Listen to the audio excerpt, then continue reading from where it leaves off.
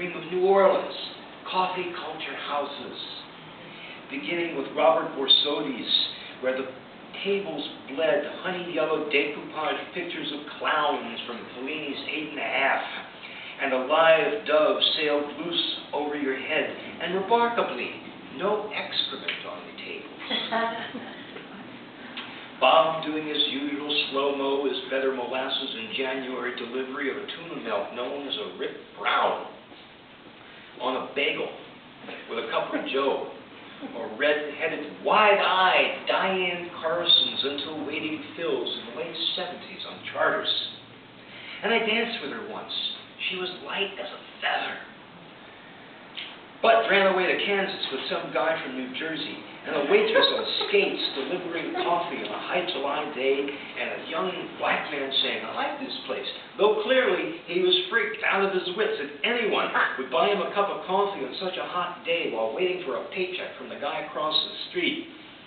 And the magic bean lady sticks her head in the door and makes funny signs in the air, and mutters cantabile imprecations because, no, you didn't need any magic beans. Today, you would have to carry them by hand to California and dip them in the ocean to make them work. And no dreary-eyed punk from Cali can come here and accuse me of being some monster from America's past, some beatnik, some hippie, some old guy out for a leg. Same thing they used to beat Jack Kerouac to death.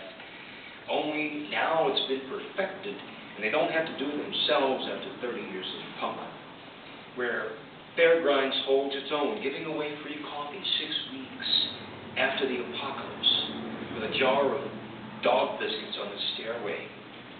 First it was a biker bar, then True Brew, and poet Bill Myers lived above. He threw mighty poetry parties in his living room, where you got water gunned if you went on too long.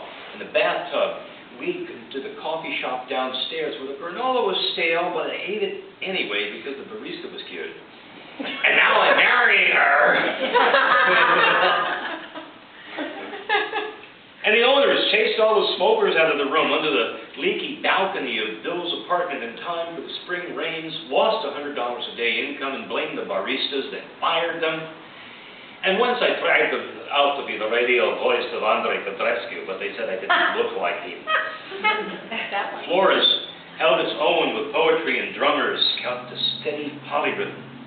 The 14-ounce burritos are still only $4, and every stick of furniture is lined with smoke. It survived, miraculously, the Third World War, known as Katrina, and Sound Cafe, owned by Pretty Beatty, all gleaming and clean interiors with its bookshop out back, jazz on Sundays, park-like somehow, at the end of a rough urban street. And in 1994, the first peasant to throw coffee beans, Caldies, on Friday night. Jazz poetry throwdowns, you know Caldies. Jazz poetry throwdowns, and I talked for 2 hours with a beautiful anarchist about Mediterranean refrigerators, and never saw her again. Full moon night, and a pitch-perfect blend of the bell of Coltrane's horn and a trumpet moon. Oh, Nick Sansenbach on keys, Mark Fowler, fouling the growling guitar. Arturo Pfister led the parade of poets who joined Sinclair. Delilah played bongos, Porto back to Africa transmission. And according to the Picayune, intellectuals gathered there to match wits or play chess out of the boiling sun. And 10 years of 10,000 croissants piled out of memory. And I never will be mistaken for an old Spanish notebook. But I didn't just cook this up, I was there.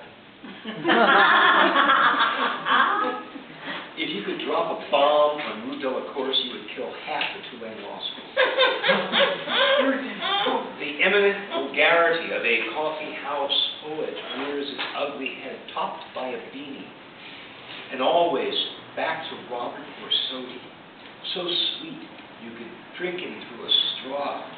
Sentimental poet, anti-businessman, who gave everything away for free because it was easier than counting money.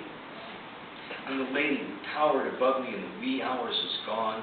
It's days later, and I can still smell her in the